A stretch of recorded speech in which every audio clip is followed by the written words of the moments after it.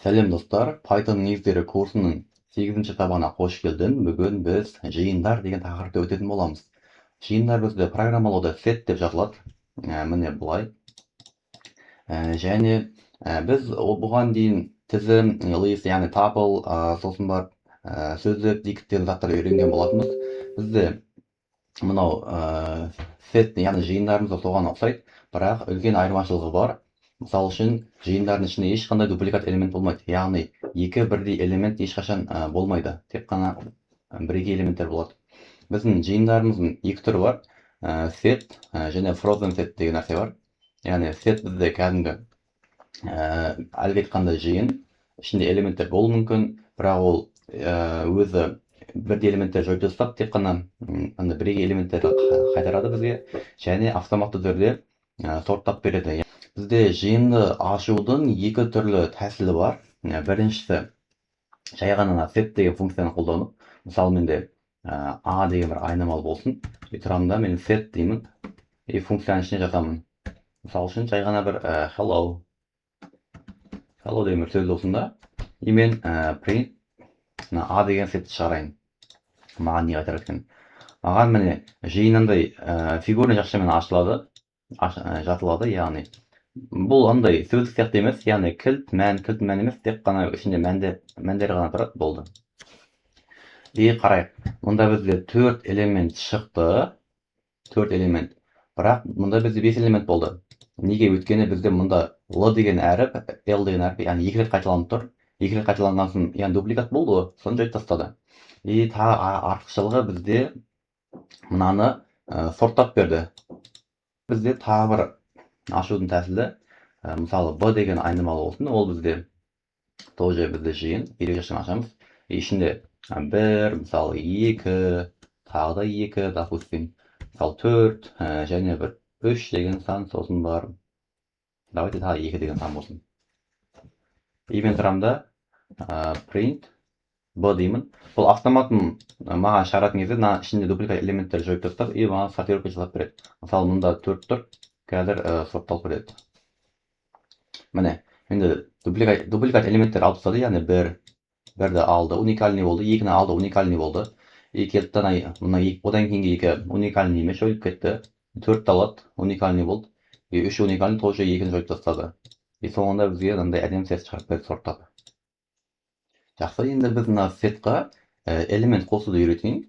Мысалы үшін бізде жай ғана b бітемін.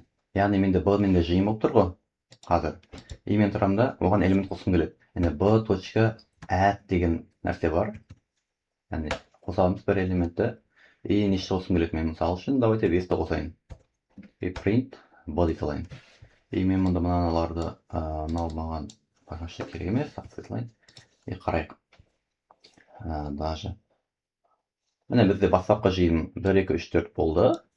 Тұрды да мен оған add 5 дедім, 5-ті қосты. Ал если мен мұнда бар элемент қостым, мысалы 1-ді қосатын болсам, 1 базар қосылады, бірақ жойылып кетеді. Өйткені ол мұнда тоже 1 бар ғой. Міне, 1 қосылды, бірақ қайтадан сет болғасын ол жойып тастайды ғой. Немесе мен мысал үшін 1-ден бірнеше элемент қосқым келеді.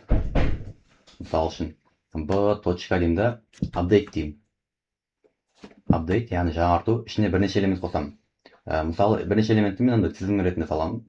Мысалы, менде 12 деген элемент болсын, сосын тоже 12 деген элемент қосқым келеді, және 13 деген элементті қосайын. Қазір мына екеуі дупликат болады, біреуі жойылып кетеді, маған 13 шығады. То есть уникальныйлар шығады деген ма? Print b. Көріп тұрғандарыңызда, міне бірден көп элементті қоламын осылай. Және одан бөлек бізде жою амалдары да бар. Мысалы бізде соңғы жиынымыз мынау болып тұр ғой. Давайте мен аларды алып тастай салайын. Олар тұра берсін. Қарасында менде соңғы жиын мынау. 1, 2, 3, 4, 5, 12, 13 деген. Тұрамда мен жою амалдары remove және discard деген зат бар. Мен жай ғана бітемін. b.remove деймін. Remove деймді. Remove деген кезде мен нерде жоятын элементімді атауым керек. Мысалы үшін мен мынау 13-ті жойғым келіп жатыр. жай ғана мұнда 13 деймін. Тұрады фақат 13. Мұны 13 жойылды. Қазір шығарамын. Print b. Міне мұнда 13 жойылып кетті. Давайте мен 13 емес, 1-ді жоя салайын. Давайте 4-ті жояйын. И менде 4 жойылып кетті мұнда тұратын. Бірақ мен жоқ элементті енгізетін болсам, мысалы үшін жоқ элементті енгіздімді, маған ошибка қайтарады. Бірақ бұл сол үшін бізде опасный, яғни қауіпсіздік жағынан тиімді емес. Ошибка қайтаруы мүмкін кейбір жағдайда. Және бізде discard деген зат бар. Discard деп жоятын зат бар. Ол бізде, мысалы, олды тура солай жояды. Мысалы үшін мен салып етейін. Discardқа маған мән бер дейді. Так, давайте маған 3-ті жоясын деймін қазір. Все. И келді, менде бастапқы жиын мынау болды. И discardқа салдым. Discard менде 3-ті жойып тастады. Тура солай жояды кез келген элементті. Ал мен бұған жоқ элементті беретін болсам, мысалы, ол маған ошибка қайтармайды. Просто өтіп кете салады. Жоқ екен ғой, ол тағай салады. Және бізде pop деген нәрсе бар. Мысалы, b.pop. Бұл бізде кездейсоқ элементті жояды. Print дейтін болсам. Менде 1 жойылды. Мысалы, мен тағы да b дейтін болсам, менде 2 жойылды. Менде мысалы былай көрініп тұр. Яғни бірінші, то есть алдынан бастап, сол жақта оң жаққа қарай жойылатын сияқты көрініп тұр. Яғни ең бірінші элемент жойылатын сияқты болып көрініп тұр. Бірақ бұл әр компьютердің өзінің хэштеу жүйесіне байланысты. Менде хэштеу жүйе бойынша сандары хэш дейді өзінше. Алда уақытта түсінетін боласыздар. И осындай реттілікке тура келіп тұр. Мысалы, сіздердің компьютерлеріңізде немесе басқа бір компьютерлерде бір емес, бірден мысалы 13 жойылып өтуі мүмкін, немесе 4 жойылуы мүмкін, в общем, кез келген біреу жойылуы мүмкін. Бұл сол үшін бізде кездейсоқ жоюды атайды, попты. Және бізде clear деген зат бар. Clear бізде полный сетті тазалап тастайды деген әңгіме айтады. И мұнда менде сеттің полный тазаланып кетті. Давайте енді бүйтейік. Бір мысал келтірейік. Бір hobbies деген бір сөз болсын, жол. Ол жерде өтір арқылы арасын бөліп, өзінің хоббиларды жазады бір адам. И біз оның ішіндегі қайталанып кеткен уникальный хоббилардың бәрін алып тастауымыз керек. Мысалы, бізде X деген айнымалы болсын. Ол бізде мәтін, сөз. Тұрамда бұл жерде A деген бір хобби бар, сосын бар, тоже бір B деген хобби бар. Мысалы, музыка, шахмат деген заттар. Тағы бір C хобби, сосын тағы бір C деген хобби, сосын қайтадан бір D деген біреу шықты, и қайтадан мысалы бір A деген хобби пайда болды. И мен тұрамда не істеймін? Бұның ішіндегі элементтерді, қайталанатын элементтерді алып тастауым керек. Одан бірінші мен бұларды жеке-жеке бөліп алуым керек. Жеке-жеке. Ол үшін не істеймін? Так. Hobbies деймін, маған қайту керек, яғни стрипталған ай қайту керек. Қай кезде қайту керек? Яғни мен for'ның ішін, то есть, x-ның ішін жүгірем. For I in, жай ғана x емес, сплитталған x-ның ішін жүгірем. Яғни, split, қалай сплитталды ол? Өтір арқылы бөлінді. И все, болды. Енді мен істеймін. Менде уже элементтердің бәрі онда әдемі бөліп алдым. Мен енді жай ғана set деймін. Яғни, маған сетталған хоббиді шығар. Все. A, B, C, D, яғни уникальный бізде сетталған хобби міне. Жақсы, бұл түсінікті деп ойлаймын. Енді біз салыстыру операторларын амалдарын көрсетейін. Мысалы үшін бізде тік таяқша сияқты нәрсе бізде екі жиынды жай ғана қосып жібереді, біріктіріп жібереді. Ал мынау менде бүйтіп қалған белгі, сол менде екі жиынның қиылысқан жерін алады. Қазір ол түсіндірем барлығын.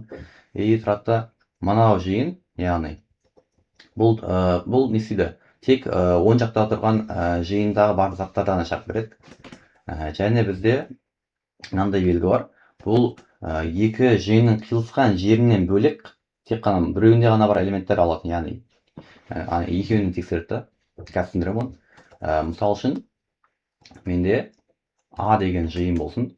A деген жиынның ішінде мысалы менде 1, 2 және 3 болсын. тура сол сияқты менде b деген жиын болсын, бірақ оның ішінде 3, давайте оның ішінде 4 және 5 болсын. Давайте 3 болсын тоже. Все. Яғни менде A жиынында 1, 2, 3 және 4 болсын. Все. Осында бір 2 жиын болсын. Менде B жиыны қосылайын. И тұрақта не істейді? Мен, мысал үшін, print A қосылған B дей аламын. Маған 2 жиынды біріктіріп жібереді. И біріккен жиын шығарып береді. Яғни екеуі бірігіп кетті. И ішінде екеуінде, мысалы, мынау 3 пен 4 екеуінде қайталанды, дупликаттар жойылады дағаны. И маған толық жиын шығады. Мысал үшін, түсіндіре салайын. Ручкаменен. Так, мұнда менде A жиыны болды.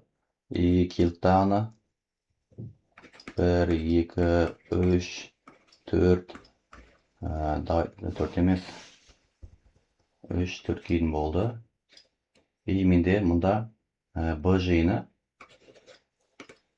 келді дағаны нерден, мысал үшін. 3, 4, 5 та. И міне келеді. Мынау екеуі бірігіп кетеді, 2 жиын. И менде общий не жиындар қалады. Қайталанбайтын жиын қалады. 3-ші жиын. 1, 2, 3, 4, 5 деген. Мұнда 3 пен 4 қайталанды, жойылып береді дағаны, и 5 қосылған меха болып кетіп. Осы аралық қой. Осы аралық.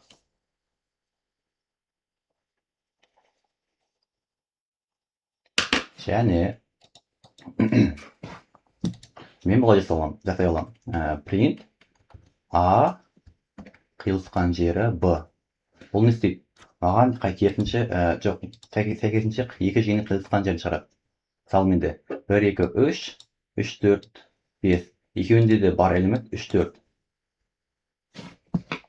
Мысалы үшін. Мұнда менде келді 1, 2, 3, 4 бар бірінші A деген элементті. Екінші элементті 3, 4, 5 бар. Маған қиылысқан жерін маған фука шығарып береді. Мына белгі. Бүйтіп қалған белгі ма? Қандай бағана? Осындай белгі. Және мынау, яғни сол жақта тұрған элементтің ішіндегі бар заттардан шығарады. Яғни A айтылған B. Мысал үшін. Ctrl-A деп қалайын. Мысал үшін, қарайық. Мұнда дайды маған үшке кел. 1, 2, 3, 4 болды. 4 болды, е. Мұнда 3, 4, 5 болды. Мұнда бар элементтері алып тастайды өзінен. Мұнда кім қалды? 1 мен 2 ғана қалды. Мұнда 5 қалды. 5-тен B алынбайды. Короче, A минус B, яғни бірінші сол жақта тұрғандағы элементтері алып тастайды ғой. Қайталанған элементтерді бір-бірінен жойып тастайды. Ал керісінше мынандай болса ше. B минус A болатын болса, тура сол сияқты мұнда не болатын еді? 3, 4, 5 төбесінде. Мұнда 1, 2, 3, 4 болады да. 3 пен 4 екеуінде де бар, қысқарып кетеді. 5-тен 1 мен 2-ні азайтқан сияқты болады, бірақ бізге сол жақта элементтер ғана қалады. Сонда бізде бұл жерде жай ғана 5 шығады, ал мынада бізде 1 менен 2 шығады. Мысалы көрсетейін. 1 мен 2 шықты, ал егер мен былай жасасам, яғни B минус A дейтін болсам, менде жай ғана 5 ғана шығады. Міне көріп тұрғандай. Бізде тағы да мынандай элемент бар. Яғни екеуінің қиылысқан жерінен бөлек элементтер алады. Маған 1, 2, 5 шықты. Ол қалай? Мысалы, төменге түсейік. Мұнда 1, 2, 3, 4 біздің элементтеріміз. 3, 4, 5. Екеуінің қиылысқан жерін тапты. Мына жер. Оны алмайды да, мына белгі. Оған екеуінің қиылысқан жеріне кірмейтін элементтер алады тек қана. Бізден жағы 1, 2 және 5.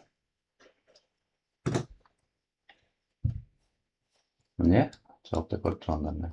Жақсы, енді мен frozen set деген нәрсені көрсете салайын. Ол тура set сияқты, яғни ішінде элементтер қайталанбайды және кәдімгі сортталады автоматын. Бірақ біз оған add, remove сияқты өзгертулер, яғни update, яғни ештеңе қолданбаймыз.